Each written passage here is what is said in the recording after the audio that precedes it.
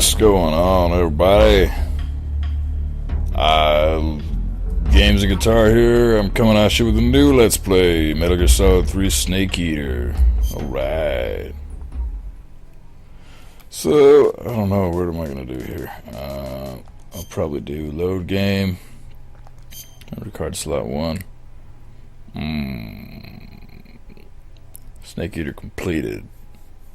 So that means I can start the game all over again. Yeah, let's do it. Alright, so I am going to be recording all the cutscenes, so I'm going to try to shut up while that happens. After the end of World War II, the world was split into two, East and West. This marked the beginning of the era called the Cold War.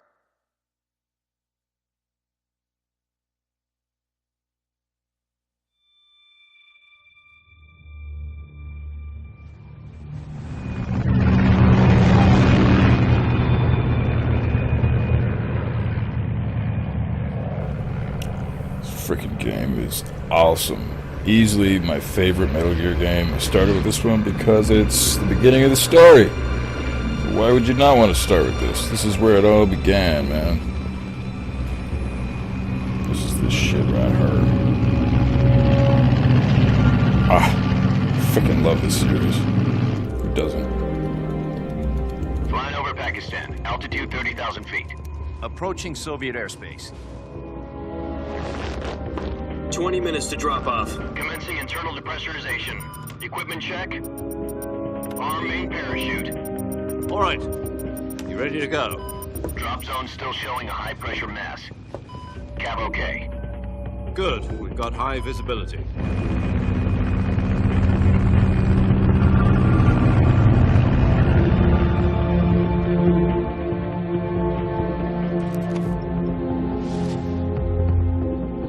Put out that cigar. Connecting oxygen hose to interior connector. Put on your mask.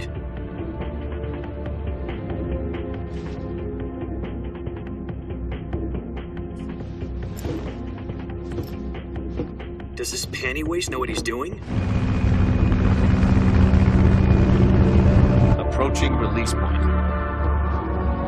10 minutes to drop off. Hey, are you deaf? He said put out the cigar and put on your mask.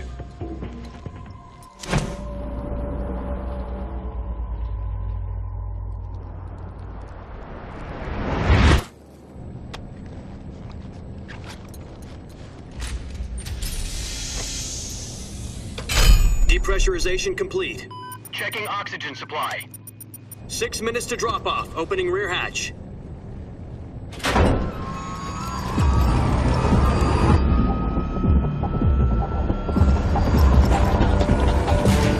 Sunrise.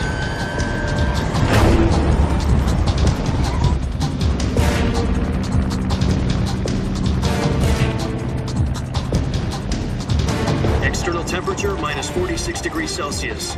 2 minutes to drop off. Stand up. You'll be falling at 130 miles per hour. Try not to get frostbite from the wind chill. 1 minute to drop off. Move to the rear. Activate bailout bottle. This is one for the history books. The world's first halo jump. 10 seconds to drop off. Stand by. Status okay. All green. Prepare for drop off. Countdown. 5, 4, 3, 2, 1. Spread your wings. And fly. God be with you.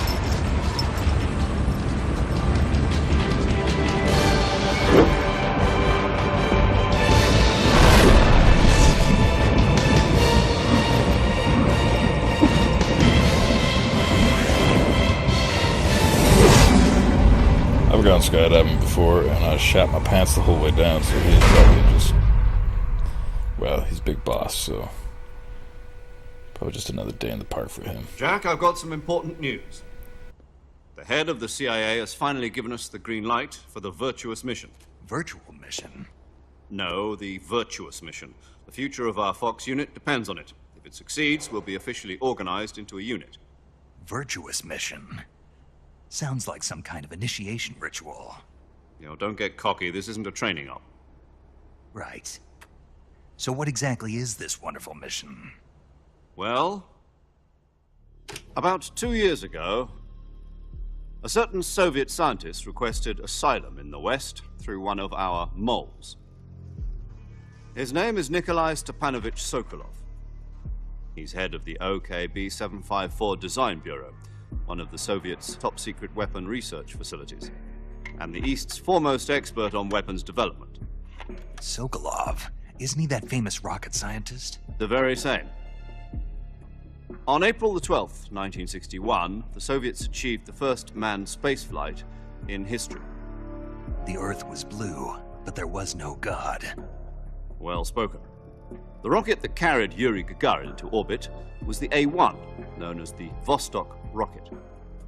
Sokolov is said to be the man most responsible for the multi-engine cluster used in that rocket.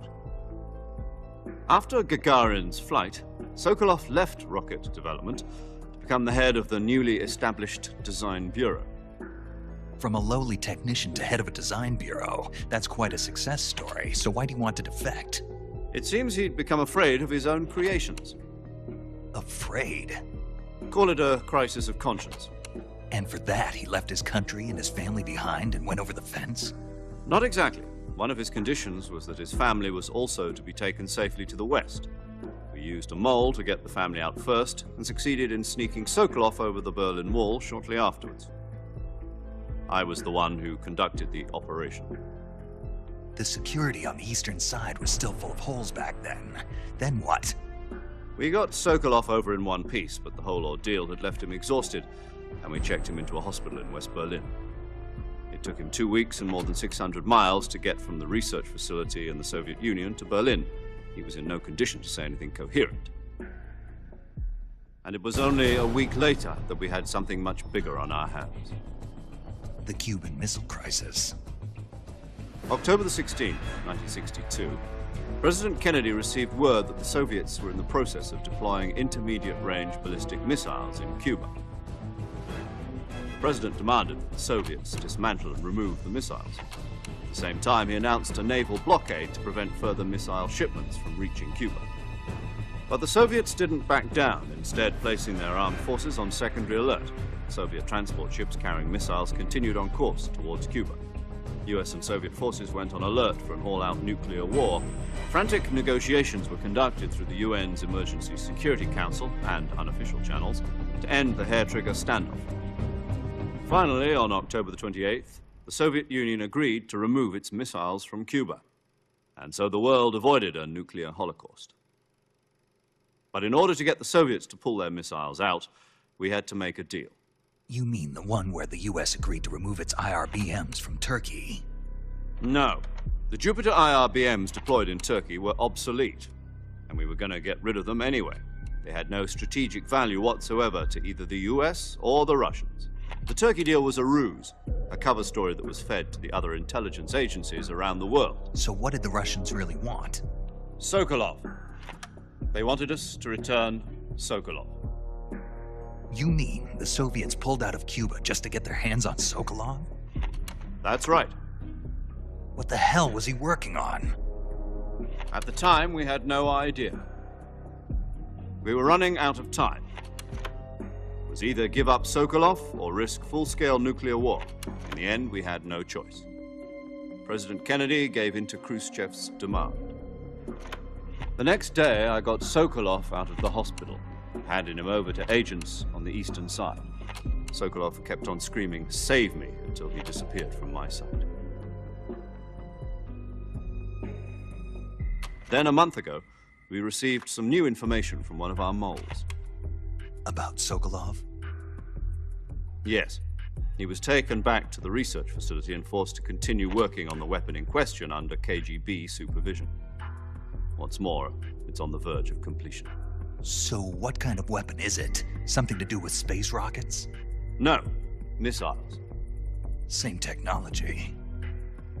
I guess you're right. We don't know the details, but it appears to be a new kind of nuclear device. For half a year now, the Soviets have been conducting frequent nuclear tests at Semipalatinsk. Something to do with the weapon, I assume.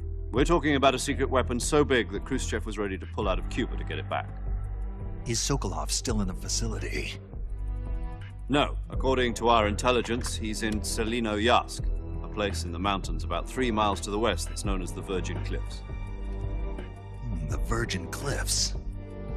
Nice name for a virtuous mission. Those poor cliffs. They moved him there just recently. Why? Apparently, they're conducting a field test of the weapon, but it's our best chance to get him back. This mission would never have been possible if he was still in the research facility. This is our last chance. Sokolov must have known that too when he contacted us.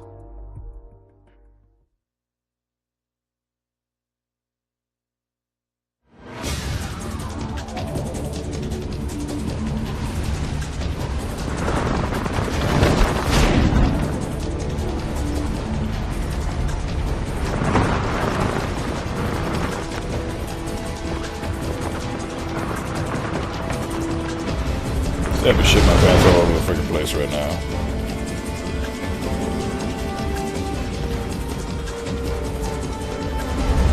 Listen up, Jack. Your mission is to infiltrate Selino-Yask in the Soviet mountains, ensure the safety of Sokolov, and bring him back to the west. It's kind of cute.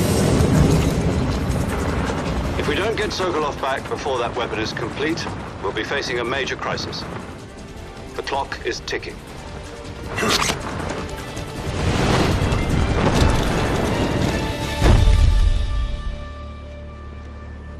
Once we've confirmed the rescue of Sokolov, stand by at the recovery point.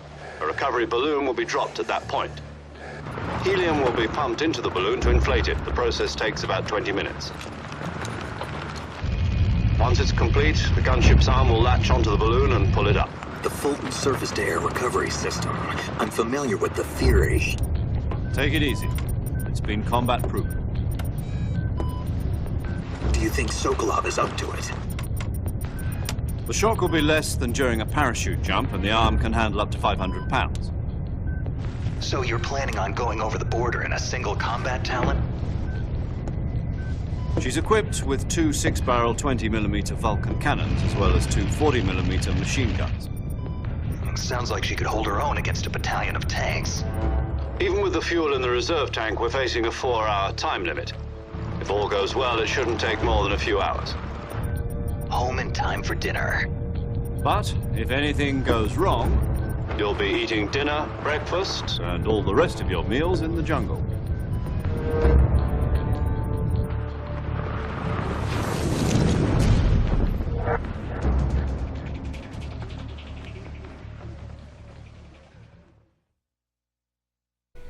Been there, done that. It's not that bad.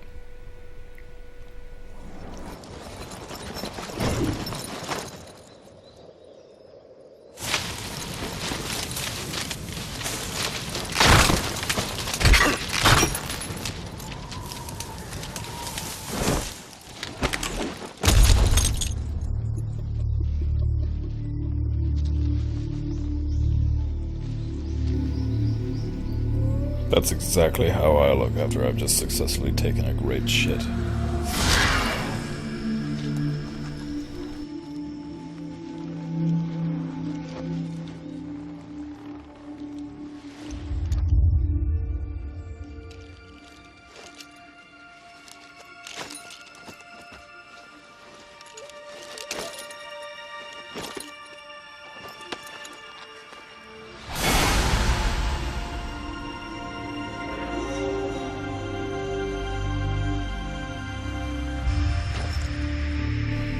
Snake.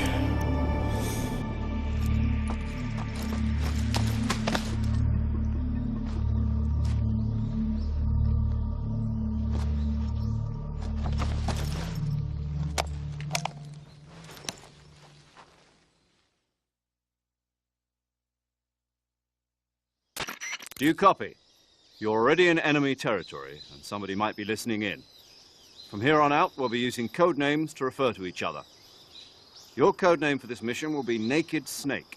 I'll be referring to you as Snake from now on. You're not to mention your real name. Snake? What, you don't like snakes? What do you mean? You've eaten one before, haven't you? In survival training. I'm glad to hear that. I don't know if I'd ever order one in a restaurant, but... Be careful, you might not have a choice. What about you, Major? What should I call you? Let's see. I'll be Tom. Call me Major Tom.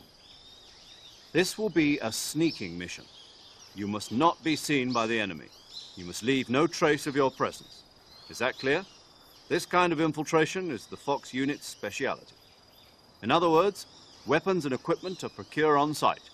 That goes for food as well. You're completely naked, just as your name implies. Great. Now I see why you asked me if I like snakes. I suppose calling me Snake was your idea of a joke, too. No, there's a good reason for that. I'll tell you later when the time is right. Gotcha. Getting back to the subject, how exactly am I supposed to feed myself? You've been issued a knife and a tranquilizer gun. Use them to hunt for food. You'll also find some medical supplies in your backpack. Yeah, about the backpack. I lost it in a tree on the way down. I see. Well, you'd better go back and get it then. You know where it is? No problem. I can see it from here. It's stuck on a branch. To climb a tree, stand in front of a tree that's covered in ivy and press the action button. I'll be monitoring your progress over the radio. We can't risk violating Soviet airspace, but I'll be in the gunship. My frequency is 140.85. I'll give you a call if I need to talk to you. If you need to talk to me, use the send function. Okay, Snake, go get your backpack. I was just thinking it'd be really funny if, because how he said, "Do you copy?" and then he just started talking.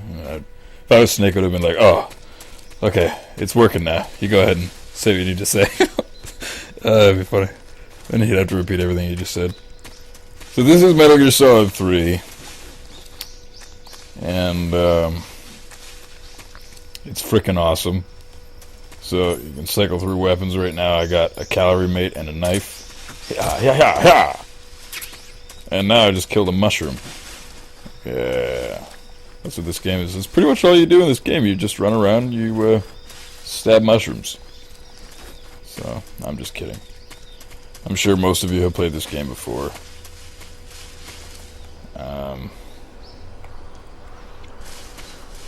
It's actually one of the coolest games ever invented because you get to feed yourself. It's all real time. If you're hurt, you can shut the game off for a little while and recharge your health. And it's just the coolest flipping thing ever. So I'm just running around aimlessly, just talking. So I might as well get my backpack. Here we go. I might skip this next conversation because all he is pretty much telling me how to use my my start menu and all that stuff. It's kind of useless anyway.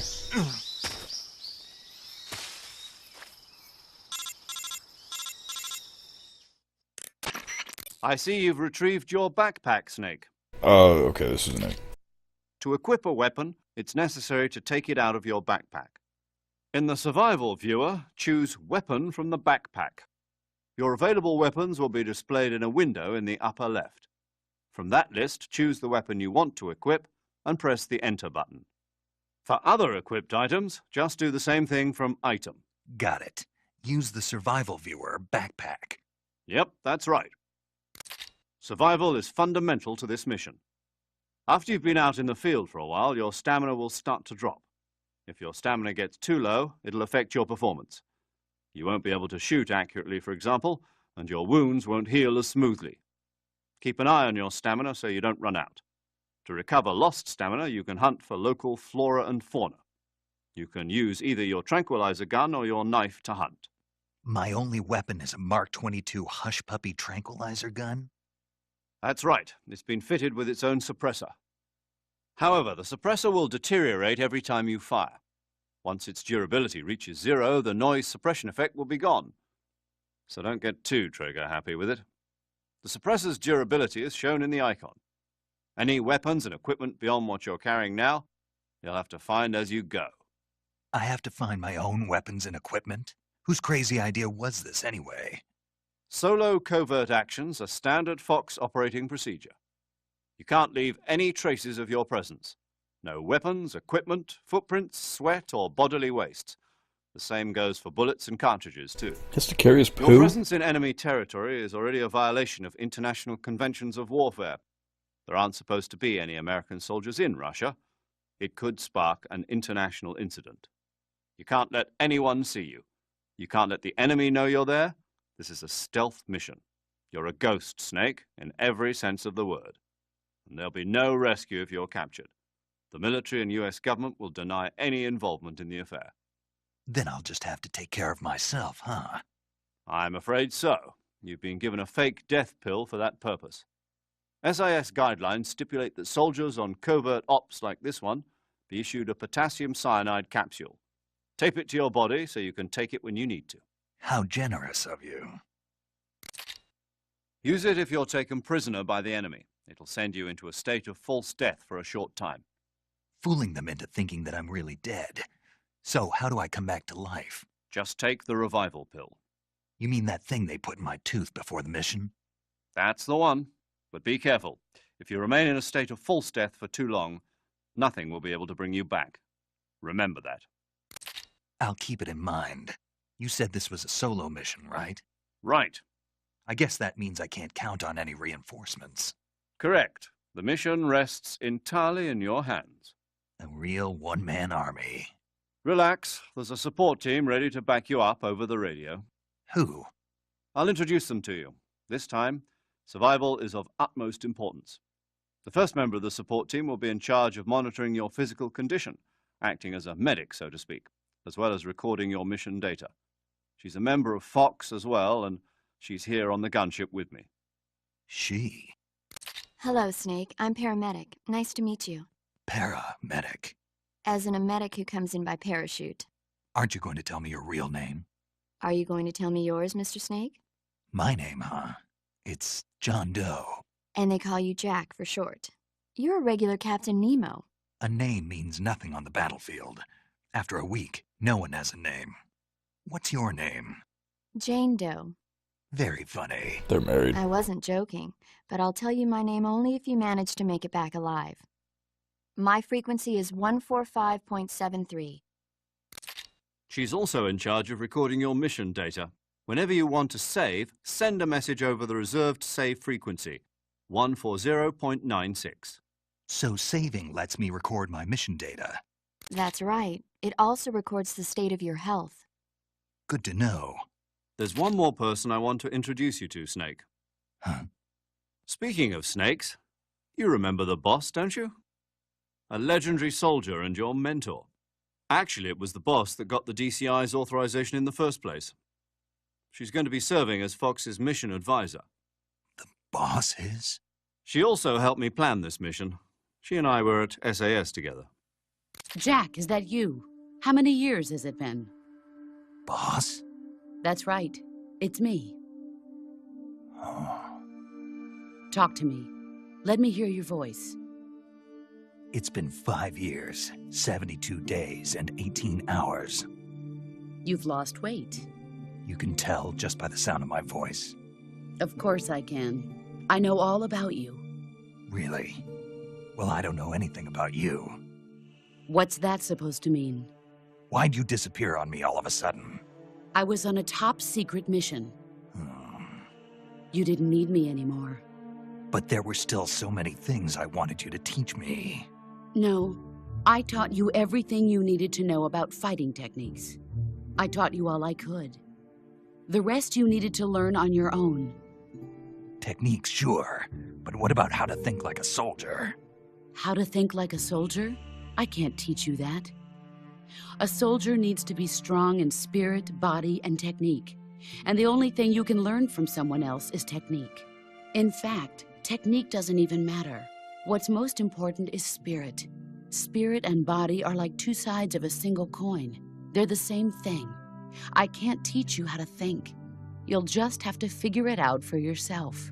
Listen to me, Jack. Just because soldiers are on the same side right now doesn't mean they always will be.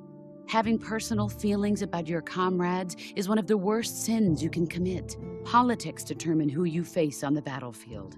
And politics are a living thing. They change along with the times. Yesterday's good might be tomorrow's evil. Is that why you abandoned me? No, it had nothing to do with you. I already told you, Jack. I was on a top-secret mission. A soldier has to follow whatever orders he's given. It's not his place to question why. But you're looking for a reason to fight. You're a natural-born fighter, but you're not quite a soldier. A soldier is a political tool, nothing more. That's doubly true if he's a career soldier. Right and wrong have no place in his mission. He has no enemies and no friends. Only the mission. You follow the orders you're given. That's what being a soldier is. I do whatever I have to get the job done. I don't think about politics. That's not the same thing. Sooner or later, your conscience is going to bother you. In the end, you have to choose whether you're going to live as a soldier or just another man with a gun. There's a saying in the Orient, loyalty to the end. Do you know what it means? Being patriotic. It means devoting yourself to your country. I follow the president and the top brass. I'm ready to die for them if necessary. The president and the top brass won't be there forever. Once their terms are up, others will take their place. I follow the will of the leader, no matter who's in charge. People aren't the ones who dictate the missions. Then who does? The times. People's values change over time, and so do the leaders of a country. So there's no such thing as an enemy in absolute terms. The enemies we fight are only enemies in relative terms, constantly changing with the times. As long as we have loyalty to the end, there's no point in believing in anything, even in those we love. And that's the way a soldier's supposed to think? The only thing we can believe in with absolute certainty is the mission, Jack. All right, but do me a favor. What is it? Call me Snake. Snake? Oh, right. Your codename is Snake. It suits you well. That's right. The legendary unit that the boss put together during World War II was a snake. The Cobra unit, a group of heroes that brought the war to an end and saved the world. As long as you've got a legendary hero backing you up, you'll be fine. Isn't that right, Snake? Yeah, I can't think of anyone else I'd rather have with me. Oh, and one more thing, boss. Yes? It's good to hear your voice again. Same here. After all, who knows if either of us will make it out alive? Snake, you are always best at urban warfare and infiltrating buildings. But this is the jungle. Survival is going to be key. Those CQC techniques I taught you are sure to come in handy. CQC? Close quarters combat, huh? I've been in the Green Berets for the past few years. I'm probably pretty rusty. Not to worry. I'll be here to help you remember. After all, this is your first actual survival mission. I'll be supporting you over the radio. Where are you, boss? Next to the Major? The boss is communicating with us by radio from aboard a Permit-class submarine in the Arctic Ocean. My frequency is 141.80. Call me if you need my advice on battle techniques. Gotcha. Your mission is to retrieve Dr. Sokolov. Dr. Sokolov is being held in an abandoned factory located to the north of your current position. Avoid heavy combat and don't let anyone see you. Don't forget that this is a stealth mission. Phew! The boss. Probably the most iconic woman Snake, try to remember some of the basics of CQC. in all of video game history. Big stretch. Do I actually get to? Do I get to? Commencing Virtuous Mission now. I get to play? Yeah, that's one thing about Metal Gear. The friggin' cutscenes, as amazing as they are so flippin' long. And my controller's off. Okay, come on. Turn back on, please. There we go. There we go. Oh boy. So here we go. And another cutscene.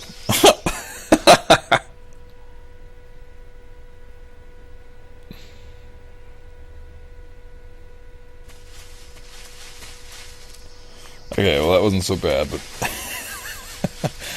there's gonna be a lot of them in this game. which is fine. It's one of my favorite parts about Metal Gear, the cutscenes.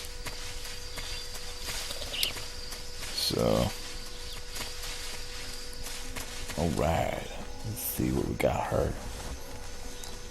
Yeah, you might be wondering why I'm playing Snake Eater and get out of there. Snake Eater and not Subsistence. It's because, well, first of all, check it out. I got whoa, those are big ass alligators or crocodiles, I should say. I have let's see. Well, the stealth camouflage. I'm not gonna put that on. I'm gonna get rid of these things. I don't really need binoculars. Motion detector's kind of handy sometimes. The less stuff you have in your backpack carrying, the slower your stamina will go down, and the slower it goes down, the better for you it is. So there's the easy gun. I'm not going to take that out because it's kind of cheating. So, yeah, the easy gun, the stealth camouflage. There's a whole bunch of stuff you can just earn. So here's the camouflage thing. Face. This is the different paint you can wear. Infinity. That gives you infinite ammo with all your guns. But I'm not gonna do that. I'm gonna do this completely legit. 150,000% legit. So let's do let's do tree bark. Alright, so now we're at 30%. Don't hit me, please. Ah! Get out of here! Stupid swamps. Oh, look at me. I'm filthy. Alrighty. We could go over there and kill those things and get them for food, but I think we'll be alright for now.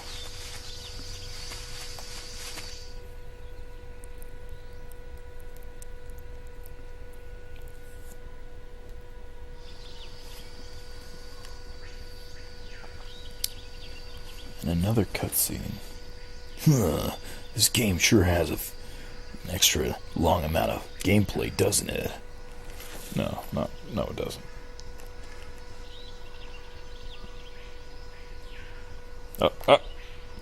Major, I've spotted 2 enemy soldiers. They're probably KGB troops sent to guard Sokolov. AK-47s and grenades.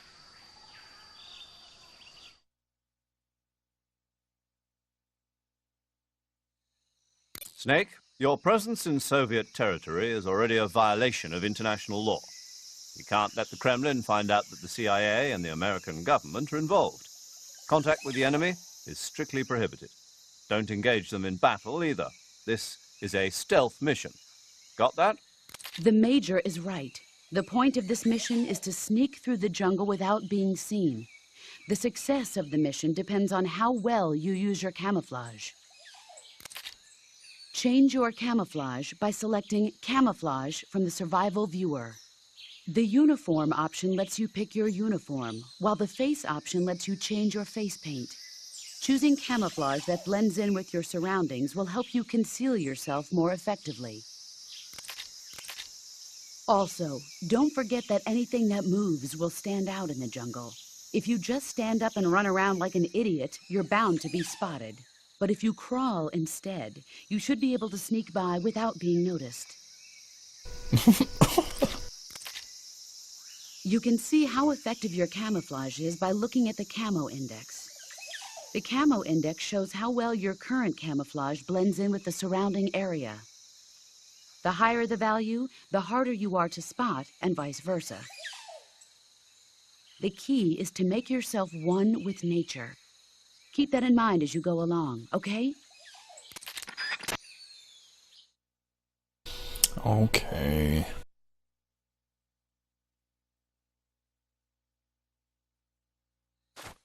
Alright. Yeah, I guess this is a decent part to stop it at. I don't know. Yeah, I'll stop it here. Alright guys, I will see y'all on the next part.